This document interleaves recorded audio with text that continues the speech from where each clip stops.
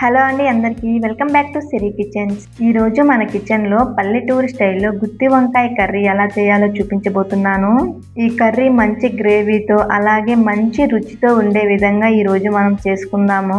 ఈ కర్రీ రైస్లోకి బగారా అన్నంలోకి చాలా అంటే చాలా బాగుంటుంది. ఎక్కువ మసాలాలు వాడకుండా నార్మల్గా మన పల్లెటూరు స్టైల్లో ఈరోజు మనం గుత్తి వంకాయ కర్రీ చేసుకుందాము. ఇలా ఒక్కసారి చేసి పెట్టి మీకు ఎలా వచ్చిందో అనేది కామెంట్ సెక్షన్లో చెప్పడం అస్సలు మర్చిపోవద్దు. చూసారు కదా ఎంత మంచి గ్రేవీతో వచ్చిందో. ఇలా ఒక్కసారి చేసి పెట్టారంటే మళ్ళీ మళ్ళీ అడుగుతారు. ఈ విధంగా ఒక్కసారి తప్పకుండా మీ ఇంట్లో వారికి చేసి పెట్టండి. ఇప్పుడు ప్రాసెస్లోకి వచ్చేద్దాం. స్టవ్ ఆన్ చేసి స్టవ్ పైన ఒక కడాయి పెట్టి 2 గరిటెల వేరుశనగపప్పు వేసి వేయించి ఒక 10 ఎండుమిర్చిని ఇలా తుంచి వేసుకొని కాస్త ఆయిల్ వేసి వేయించండి. ఇందులోనే చిన్న దాల్చిన చెక్క, 4 లవంగాలు, 3 యాలకులు, ఒక 10 ఎండు కొబ్బరి ముక్కలు వేసి ఈ విధంగా వేయించండి. ఇలా 1 నిమిషం పాటు బాగా వేయించిన తర్వాత 1 స్పూన్ జీలకర్ర, 1 స్పూన్ ధనియాలు వేసి మరో నిమిషం వేయించేసి చల్లార్చి పెట్టి పక్కన పెట్టుకుందాము. ఇంతలోపల కూరగాయలు కట్ చేసి పెట్టుకుందాము. ఒక బౌల్లో వాటర్ తీసుకొని 3 మీడియం సైజు టమోటాలు, 1 ఉల్లిపాయ తీసుకొని శుభ్రంగా కడుక్కొని ఇలా ముక్కలుగా కట్ చేసుకుందాం. ఇలా కట్ చేసిన తర్వాత ఒక చిన్న నిమ్మ పండంత చింతపండు తీసుకొని శుభ్రంగా కడిగి ఒక హాఫ్ అన్ అవర్ పాటు నానబెట్టుకుందాం.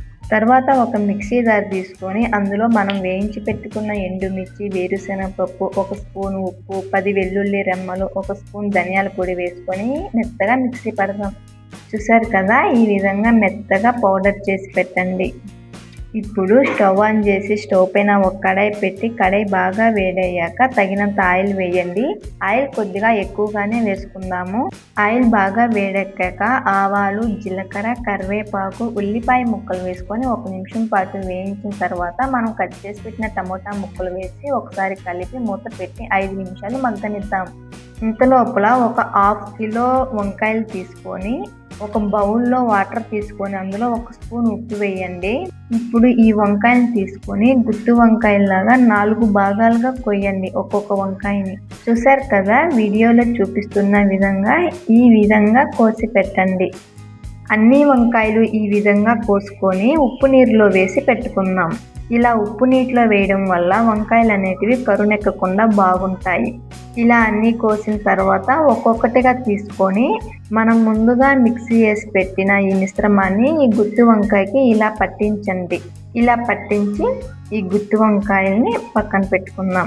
చూసారు కదా, వీడియోలో చూపిస్తున్నట్లుగా అన్ని వంకాయలకి ఈ విధంగానే మసాలా పట్టించి పెట్టుకుందాం. ఇంతలోపల మన టమోటా, ఉల్లిపాయ ముక్కలు బాగా మగ్గాయో లేదో చూద్దాము. ఒకసారి టమోటా, ఉల్లిపాయ ముక్కల్ని ఈ విధంగా కలిపి మన రుచికి తగ్గట్టుగా ఉప్పు, 1/2 టీ స్పూన్ పసుపు వేసి ఈ విధంగా కలపండి. ఇప్పుడు మనము మసాలా పట్టించిన వంకాయ ముక్కల్ని ఈ విధంగా ఒక్కొక్కటిగా వేసుకుందాము. ఇలా వేసి ఈ వంకాయలన్నిటిని ఈ విధంగా ఒకసారి టమోటా, ఉల్లిపాయ ముక్కలు కలిసే విధంగా కలపండి. ఇలా కలిపిన తర్వాత మనం ముందుగా నానబెట్టిన చింతపండులో నుంచి రసం తీసి ఈ విధంగా పోసుకుందాము. చింతపండు రసం చాలా తక్కువ పడుతుంది.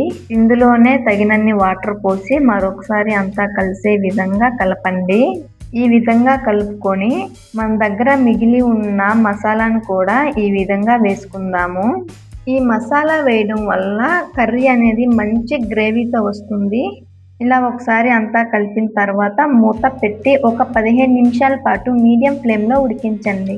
15 నిమిషాల తర్వాత మూత తీసి చూస్తే చూడండి కూర ఎంత మంచిగా ఉడికిపోయిందో. ఇప్పుడు టేస్ట్ చేసి మన రుచికి తగ్గట్టుగా ఉప్పు, కారం సరిపోయిందో లేదో చెక్ చేయండి.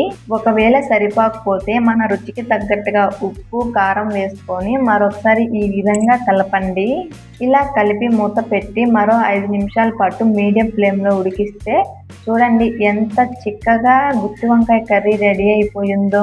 ఇంతేనండి, ఎంతో సింపుల్ అండ్ టేస్టీగా ఉండే గుత్తి వంకాయ కర్రీ రెడీ అయిపోతుంది. ఈ కర్రీ రైస్లోకి చాలా అంటే చాలా రుచిగా ఉంటుంది. ఒకసారి ఈ విధంగా చేసి మీకు ఎలా వచ్చిందా అనేది కామెంట్లో చెప్పడం అస్సలు మర్చిపోవద్దు.